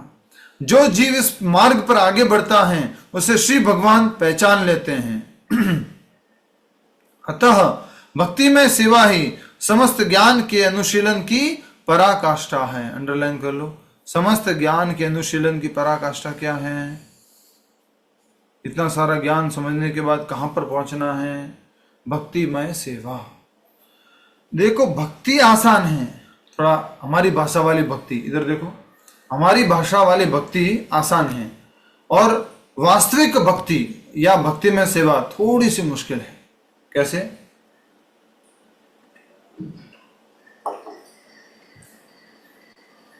नाम जप करना तो मैं ठीक है कर लूंगा, नाम जप मेरे कल्याण के लिए मैं करना है कर लूंगा, आरती करना कर लूंगा, मंदिर जाके दर्शन कर लूंगा, पर कुछ सेवा दी जाए। क्योंकि ठंड का टाइम है, आप सब लोग जो वृंदावन आते हो तो आपको मालूम होगा, मंदिर में ना जो ऊपर जाते हैं, सीढ़ियों से ऊपर जाते हैं, तो बाईं तरफ हरि नाम मंडप है, वहां पर 108 स्टेप्स बनाए हुए हैं। तो वहां पर जो है एक एक पर एक एक व्यक्ति एक एक बार महामंत्र बोलता है और आगे बढ़ता है। इस ठंड के अंदर आपका जब जप पूरा हो गया है, आपका ब्रेकफास्ट प्रसादम हो गया है और आपको बोला जाए कि हरि नाम मंडप में सेवा करनी है, जो लोग आए उनसे रिक्वेस्ट करना है नाम जप करने का, थोड़ा मुश्किल है। एकदम से अगर आ गया तब तो अच्छी बात है, कर लूंगा। नहीं आ रहा है मतलब भक्ति में सेवा नहीं हो पा रही अभी। भक्तिमय सेवा। और कहा जाए कि देखिए अभी आप जब छोड़ो, 6:30 बजे हो गई है, अभी जब छोड़ो, ऊपर जाके जो भागवतम लेक्चर है उसकी तैयारी करो। वहां पर सारी कुर्सियां लगाओ, वहां पर सारी गद्दियां लगाओ, जो माइक सिस्टम लगाओ, वहां पर सारा। प्रभु जी चैंटिंग कर लेता हूं ना पहले, बाद में भक्ति में सेवा।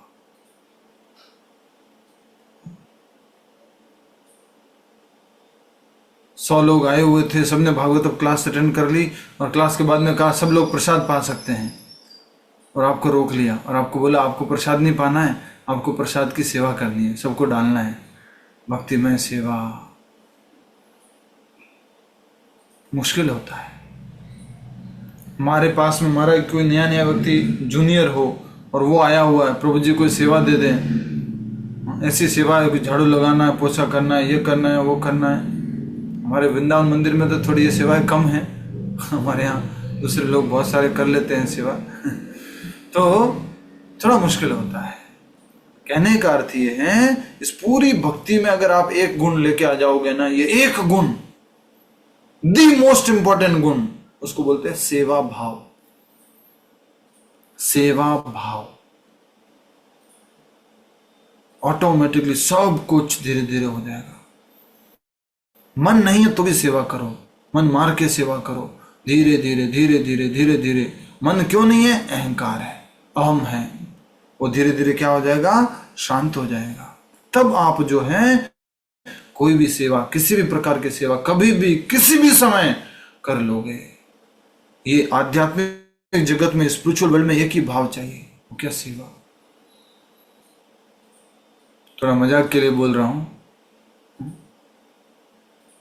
जयपुर सेंटर में, उदाहरण के लिए बोल रहा हूँ, मजाक के लिए।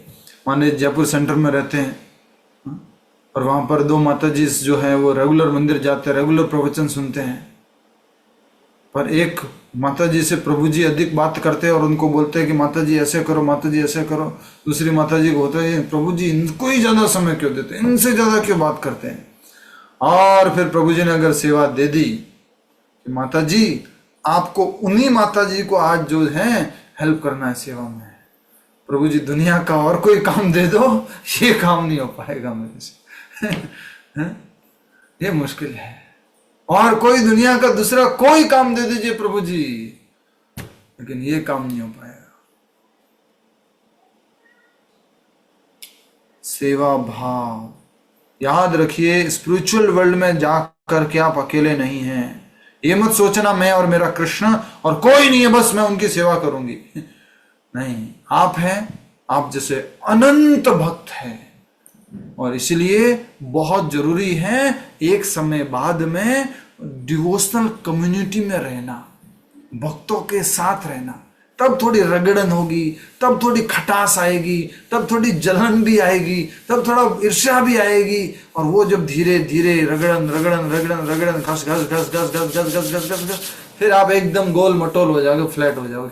किधर भी लुढ़कवा दो, इधर सेवा करो बोले ठीक है, इधर सेवा करो बोले इसकी सेवा करो बोले ठीक है, उसकी सेवा करो बोले, एकदम गोल गोल हो जाओगे। इतने रगड़ खा जाओगे, इतना एकदम से किधर भी लुढ़कवा लो। ये स्थिति तक हमें पहुंचना है। अभी तो मुश्किल है ये, मतलब हम सबको, ऐसा नहीं है कि हम लोग 15 साल 16 साल से भक्ति में हैं तो ऑटोमेटिक ये सब कुछ हो गया, नहीं हो पाता है। अभी तो ऐसे होता है, हरि बोल क्या कर रहा है अपना साथ वाला है तो हरे कृष्ण निकल जाएगा, या अपने सीनियर है तो हरे कृष्ण निकलेगा, नहीं कोई जूनियर है ऐसा, ये हरि बोल। ठीक है, हरि बोल भी भगवान का नाम है, लेकिन इस भाव से कि मैं हरि बोल क्यों बोलना है, क्योंकि सीनियर लोग हरि बोल बोलते हैं हरि बोल। आइए ये पूरा कर लेते पैराग्राफ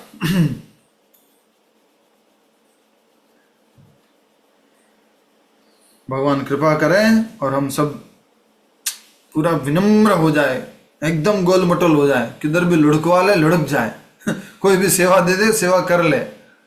अभी तो नहीं हो पाता है जी, बहुत मुश्किल है। तो पंडित प्रभु तो बहुत ज्यादा डिटेल में बताते हैं इन सब चीजों को। आप प्रभु जी को सुनेंगे तो लगेगा ये क्या, कौन सी साइंस है, क्या क्या बता रहे हैं। ठीक है, आगे बढ़ते हैं। तो आपने अंडरलाइन कर लिया, हाईलाइट कर दिया। अतः भक्ति में सेवा ही समस्त ज्ञान के अनुशीलन की पराकाष्ठा है। आप ज्ञानी हो, आप परम भक्त हो, आप बड़े से बड़े भक्त हो, बहुत ज्ञान रखते हो, उसका क्या लक्षण क्या होगा? आप पूरी तरह से भक्ति सेवा कर सकते हो, सेवा में संलग्न हो सकते हो। जब पूर्ण पुरुषोत्तम भगवान श्री कृष्ण समस्त पतित आत्माओं के उद्धार के लिए प्रकट हुए थे, तब उन्होंने सभी जीवों के उद्धार के लिए निम्नलिखित उपदेश दिया था।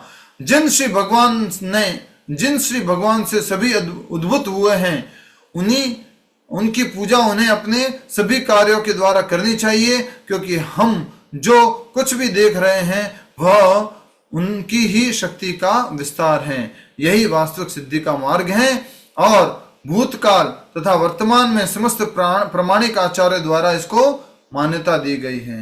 ये कौन बोल रहे हैं? कौन बोल रहे हैं ये?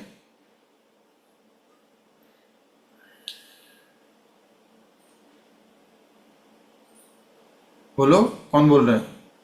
कृष्ण भगवान, चैतन्य महाप्रभु और रामानंद राय जी के बीच में चर्चा है ये। तो ये आगे जो है चैतन्य महाप्रभु और रामानंद राय के बीच में चर्चा, इसमें अभी और आगे जो कॉन्सेप्ट आएगा वो देखते हैं हम क्या है। तो वर्णाश्रम प्रणाली बहुत कुछ नैतिक एवं आचार संबंधी नियमों पर आधारित हैं। इस प्रकार दिव्यता की अनुभूति बहुत कम हो पाती है। अतः श्री चैतन्य महाप्रभु ने इसे छिचोरी कहकर अस्वीकार कर दिया और श्रील रामानंद राय से कहा कि वे इस विषय में आगे कहे। मैंने क्या कहा था, बार बार आएगा, और कहो, आगे कहो। ये तो तुमने बता दिया वर्णाश्रम धर्म, ठीक है, ये तो शुरू की बात है, नई बात है, और आगे कहो, और कहो, और कहो, और आगे कहो। इस प्रकार महाप्रभु और रामानंद राय के बीच में चर्चा चल रही है। तब श्रील रामानंद राय ने सकाम कर्मों को श्री भगवान को अर्पित करने का सुझाव दिया। सबसे पहले क्या बोला रामानंद राय ने? वर्णाश्रम धर्म का नियम का पालन करना। दूसरा, नेक्स्ट बोला सकाम कर्मों को श्री भगवान को अर्पित करने का सुझाव रखा। इस प्रसंग में श्रीमद् भगवद गीता के 90वें अध्याय के 27वें श्लोक का उपदेश है। तुम जो कुछ करो, तुम जो कुछ खाओ तथा दान करो, जो भी तपस्या करो, वह केवल मुझे ही अर्पित करो। कौन सा श्लोक है, किसी को याद है? श्लोक याद आ गया?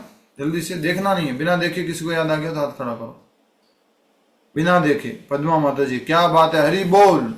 इतना दूर दुबई तक अवार्ड जाएगा। आप देखो, मेरा खर्चा बढ़ा दिया आपने। इंडिया वाले तो पढ़ते नहीं है, दुबई वाले पढ़ रहे हैं तो उनको याद है।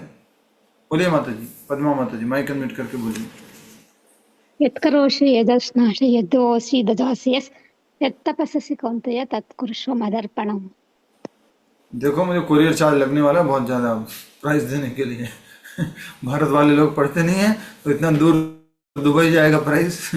यद करोषि यदश्नासि पत्रम पुष्पम फलम तोयम के जस्ट अगला वाला श्लोक 26वां श्लोक है 90वें अध्याय का पत्रम पुष्पम, और 27वां श्लोक है यद करोषि यदश्नासि यज्जोषि ददासि यत् तपस्यसि कौन्तेय तत्कुरुष्व मदर्पणम्। कहने का अर्थ है तुम जो भी कुछ करते हो मुझे अर्पण करो। बस जो कुछ भी करते हो, जो खाते हो, जो दान करते हो, जो देते हो, जो तपस्या करते हो, जो कुछ भी करते हो मुझे अर्पण करो। ये भगवान श्री कृष्ण ने कहा। तो ये रामानंद राय वो सब बातें बोलते हुए, उदाहरण देते हुए कह रहे हैं, कर्म योगी द्वारा यह समर्पण बताता है कि श्री भगवान वर्णाश्रम प्रणाली की निराकार धारणा से एक सीढ़ी ऊपर है। वर्णाश्रम प्रणाली की निराकार धारणा से एक सीढ़ी ऊपर है, ऐसा ये बता रहे हैं। और क्यों? क्योंकि यहां पर क्या कह दिया? मुझे अर्पण करो। मुझे मतलब कोई तो है, परम सत्य है उनको। अतः महाप्रभु ने इस प्रस्ताव को भी अमान्य कर दिया और श्री रामानंद राय से कहा, आगे बोलने को कहा, आगे बोलो और कहो।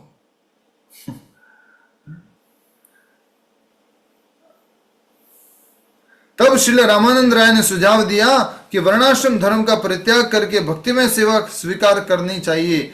महाप्रभु ने इस सुझाव का भी अनुमोदन नहीं किया, क्योंकि मनुष्य को सहसा अपना पद नहीं छोड़ना चाहिए, क्योंकि इससे वांछित फल नहीं मिलेगा। बोले सब कुछ छोड़ करके भक्ति कर लो, तो महाप्रभु ने कहा नहीं, ये भी नहीं है। क्यों? क्योंकि इससे वांछित फल नहीं मिलेगा। क्यों? क्योंकि मनुष्य को सहसा अपना पद नहीं छोड़ना चाहिए। जैसे प्रशासनिक अधिकारी कौन थे? रामानंद राय, उनको शुद्ध भक्त मानते थे। श्रील राय ने आगे सुझाया कि भौतिक धारणा से मुक्त आध्यात्मिक अनुभूति की प्राप्ति जीव के लिए सर्वोच्च उपलब्धि है। महाप्रभु ने इस सुझाव को भी अस्वीकार कर लिया। ये कौन सा था? भौतिक धारणा से मुक्ति, कि मैं ये शरीर हूं। भौतिक धारणा से मुक्त आध्यात्मिक अनुभूति की प्राप्ति जीव के लिए सर्वोच्च उपलब्धि है, ऐसा बताया। तो महाप्रभु ने कहा कि नहीं, ये भी नहीं है।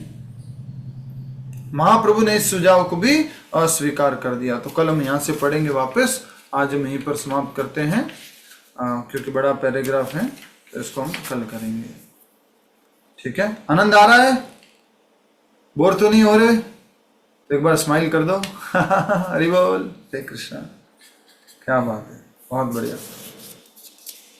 हरि बोल, राधे राधे, जय श्री राधे, जय गौर निताय। तो आइए, किसी का कोई प्रश्न है तो पूछ सकते हैं, और इसके बाद में हम नाम जप करेंगे। किसी का कोई भी प्रश्न हो, आज जितने भी भक्त लोग आए हैं उनसे निवेदन है कि आप प्रतिदिन आए। 126 भक्त लोग आए हैं आज, तो आपसे निवेदन है आप प्रतिदिन आए, और अन्य भक्तों को भी आप इस कार्यक्रम में भाग लेने के लिए प्रोत्साहित करें। उनको भी जोड़ सकते हैं, आप स्वयं से उनको ग्रुप में जोड़ सकते हैं, और आप उनको ग्रुप का लिंक, क्लास का लिंक भेज कर भी उनको ग्रुप में ऐड कर सकते हैं। और हर क्लास के लिंक के नीचे ग्रुप का लिंक है, व्हाट्सएप ग्रुप का। अगर आप में से भी कोई व्हाट्सएप ग्रुप में नहीं है तो उस लिंक में सबसे नीचे, उस मैसेज में सबसे नीचे व्हाट्सएप ग्रुप लिंक है, उसमें जाइए, क्लिक कीजिए, उस ग्रुप में ऐड हो जाइए। प्रतिदिन इसकी रिकॉर्डिंग भी हम वहां पर शेयर करते हैं। एवरीडे रिकॉर्डिंग आती है, जो क्लास हो जाती है उसकी। कल की क्लास में बहुत सुंदर चर्चा हुई थी, तो आपको अवश्य सुनना चाहिए। ठीक है? किसी का कोई प्रश्न तो पूछ सकते हैं। यस, माइक अनम्यूट कर सकते हैं, पूछिए माता जी। प्रभु जी, संतान उत्पत्ति की इतने ज्यादा फोर्स क्यों किया प्रभु ने?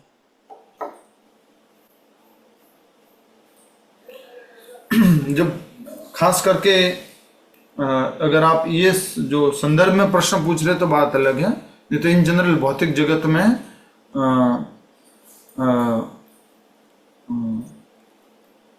इंग्लिश में प्रोजनी बोलते हैं, हिंदी में बोलेंगे कि संतान उत्पत्ति करना। और क्योंकि अधिक प्रकार से जो जीव हैं उनको इस भौतिक जगत में आना था अपनी मुक्त इच्छा को पूरा करने के लिए, जो भगवान से इंडिपेंडेंट होकर डिजायर डेवलप किया उसको पूरा करने के लिए। तो उसके लिए संतान उत्पत्ति बहुत आवश्यक है, जिससे कि उन सब जीवों को यहाँ पर वो अपनी इच्छा पूरी करने का एक अवसर प्राप्त हो सके। और प्रभु अपने आप को भुलवाने के लिए क्यों कह रहे थे? हाँ, ताकि मुझे भूल जाएं, मेरी सेवा भूल जाए, सब भूल जाए, खाली संतान उत्पत्ति में लगे, भौतिकता में लगे। नहीं, वो भगवान के रूप को भूलने की बात थी, भगवान के सगुण रूप को भूलने की बात थी, भगवान के सगुण साकार रूप को भूलने की बात थी, जिससे कि निराकारवाद का प्रतिपादन हो सके। ठीक है? हरे कृष्णा। और कोई? हरे कृष्ण प्रभु जी। सॉरी, हाँ, लक्ष्य माता जी बोलिए, बोलिए लक्ष्य जी। हरे कृष्ण प्रभु, नरसिंहराबाद से बोल रही हूँ। कहाँ से? सर हम कल ही जुड़े थे हम। हाँ, मतलब कल इस क्लास में ज्वाइनिंग हुई है। नरसिंहराबाद से हूँ। बहुत अच्छा, बहुत सुंदर समझाते हो आप, बहुत अच्छा, मतलब समझ में आ रहा है हमको, काफी अच्छा समझा रहे हो आप। मतलब प्रभुपाद जी ने जो समझाया है उसी को दोहरान कर रहे हैं, और आप रेगुलर अगर श्रवण करेंगे तो अच्छे से सब कुछ समझ में आएगा। कई बार हम जानते तो हैं कृष्ण भगवान है, पर वो भगवान क्यों है, किस रूप में है, वो नहीं जानते। प्रभुपाद जी बोलते हैं, many people say God is great but they don't know how great he is. Prabhupada ji कहते हैं, नहीं वो उसको समझने का प्रयास करते हैं, तो हमें प्रयास करना चाहिए। यस, धन्यवाद। प्रश्न? यस, पूनम गर्ग माता जी। हरे कृष्णा प्रभु। प्रभु, इसमें वर्णाश्रम धर्म को चैतन्य महाप्रभु ने, अभी तक तो हम लोग वर्णाश्रम धर्म का ही ज्यादा तक सुनते थे कि उसका पालन करना चाहिए, जो आप नहीं होता है, लेकिन चैतन्य महाप्रभु ने तो उसको प्रेफरेंस नहीं दिया। प्रभु क्यों? माता जी वो सर्वोच्च बात बताने वाले चैतन्य महाप्रभु। और आगे कहो, ये पूर्ण नहीं है और बताओ, ये पूर्ण नहीं है और बताओ, ये पूर्ण नहीं है और बताओ। तो जैसे भगवत गीता में भी देखेंगे, अर्जुन को भगवान ने सब कुछ बताया, ब्राह्मण के बारे में बताया, क्षत्रिय के बारे में बताया, वैश्य के बारे में बताया, सत्वगुण, रजोगुण, तमोगुण के बारे में बताया, सारे ज्ञान के बारे में बताया, 3 गुणों के बारे में अलग से बताया, दैविक गुण, आसुरी गुण बताए। लेकिन अंत में क्या बोले? सर्वधर्मान परित्यज्य माम एकम शरणम व्रज। सभी धर्मों को जो कुछ बताया वो छोड़ दो उसको। तो वो शुरुआत है। ओके प्रभु, थैंक यू प्रभु। बहुत आगे स्तर तक की बात है, अभी महाप्रभु जो बताएंगे ना, इसलिए नामाचार्य हरिदास ठाकुर से भी पूछा गया या कि नाम जप से क्या होता है, पापों से मुक्ति होती है क्या? ये तो बस साइड इफेक्ट है, पाप से मुक्ति तो ऐसे ही मिल जाएगा। Yes, next. थैंक यू प्रभु।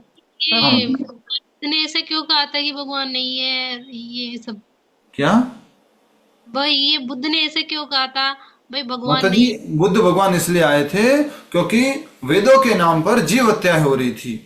कि वेदों में बताया गया है अमावस्या की रात को काली के मंदिर में जा करके किसी अनुपयोगी जीव को आप बलि चढ़ा सकते हो और उसका मांस खा सकते हो और उसके कान में बोल सकते हो, इस जीवन में तो तू मेरा मांस बन रहा है, अगले जीवन में मैं तेरा मांस बनूंगा, मैं तेरा भोजन बनूंगा, तब खा सकते हो। इस बात को लेकर के बहुत सारे लोग नियम बिना पालन किए मांसाहार कर रहे थे, जीव हत्या कर रहे थे। इसलिए भगवान आए और उन्होंने जो है बताया कि वेदों को मत मानो, वेदों में सब गलत लिखा है।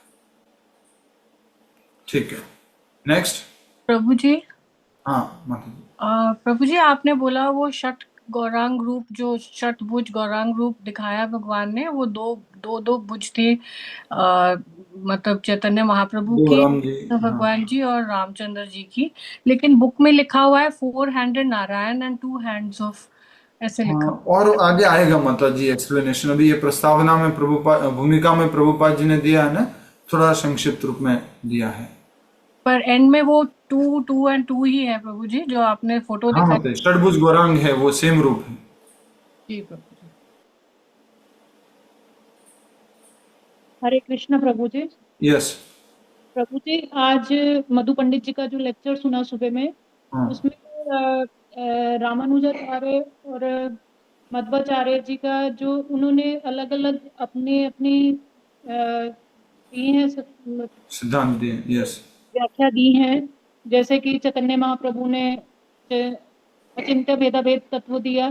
प्रभु वो चीजें जो है वो कुछ समझ में नहीं आई है, तो चलेगा माता जी? इतना नहीं समझेंगे तो द्वैत, विशिष्टाद्वैत, ये सब नहीं समझेंगे तो चलेगा माता जी? ठीक है, हरे कृष्णा।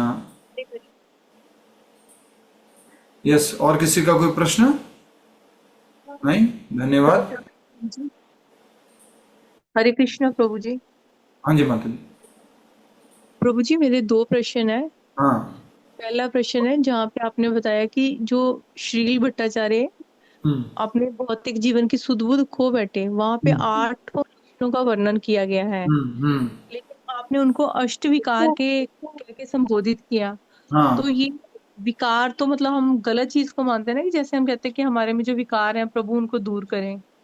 विकार गलत को ही नहीं मानते, विकार किसी भी प्रकार से परिवर्तन है उसको भी विकार कहते हैं जी। जैसे कि दूध के अंदर परिवर्तन डालने के लिए विकार हो गया, क्या विकार डाला हमने? दही, खट्टापन डाला, तो भी एक विकार है जी। जी माता जी। जी। और प्रभु जी, मेरा दूसरा प्रश्न है, जैसे अभी आपने बताया कि जैसे वेदों में वर्णित है काली माता को बलि दी जाती थी, तो ये किस वेद में वर्णित है? किस वेद में वर्णित है एग्जैक्टली तो मैं नहीं बता पाऊंगा, तो मैं या तो पूछ के आपको बताता हूँ इसमें वर्णित है जी। क्योंकि एक तरफ ये भी कहा गया ना कि मतलब ये कई जगह सुनने में आता है कि ऐसा हो नहीं सकता, क्योंकि कोई भी माँ अपने बच्चे की बलि क्यों चाहेगी? नहीं माता जी, भावुक होके नहीं समझना है। हमारे शास्त्र 3 भागों में बटे हुए हैं। जैसे 18 पुराण है ना, तो 6 पुराण सात्विक, 6 पुराण राजसिक और 6 पुराण तामसिक। पुराण राजसिक तामसिक नहीं है, 6 पुराण तामसिक लोगों के लिए बनी है, 6 पुराण राजसिक लोगों के लिए बनी है, 6 पुराण सात्विक लोगों के लिए बनी है। सात्विक लोगों का उद्धार इजीली सात्विक पुराणों से, राजसिक लोगों का उद्धार राजसिक पुराणों से, तामसिक लोगों का उद्धार तामसिक पुराणों से। ये पुराण सात्विक राजसिक तामसिक नहीं है, उन लोगों के लिए वो बने हैं। कुछ लोगों को आप बोलो कि बस नाम जब, वो पसंद ही नहीं आएगा उनको, कितना भी कोशिश करो, उनको आपको तड़क भड़क और ये और वो और करना पड़ेगा, तब जाके उनको समझ में आता है। हमारे मंदिर में भी बहुत सारे लोग हैं, मंदिर में रहते हैं, माधव कुटीर में रहते हैं, जी प्रभु जी, मंदिर में रहते हैं, उनको बोला जाए कि आप 16 माला जप कीजिए, वो नहीं होता है। क्या होता है? हवन में जाके बैठना मुझे इतना अच्छा लगता है, वही सब कुछ है मेरे लिए, तो बस। उनको नाम जब हवन नहीं दिखता है कि ये भी हरि नाम यज्ञ है, वो धीरे धीरे धीरे धीरे समझ में आएगा कि जो हरे कृष्ण बोल रहे ये अपने आप में पूरा हवन है। जी प्रभु, धीरे धीरे समझ में आएगा। जी प्रभु जी। लेकिन आप मुझे फिर थोड़ा समझा दीजिएगा बाद में जब भी आप। यस, वेद वाला, ठीक है। हरे कृष्णा प्रभु जी। हाँ जी प्रभु जी, हम नए मेंबर जुड़े हैं।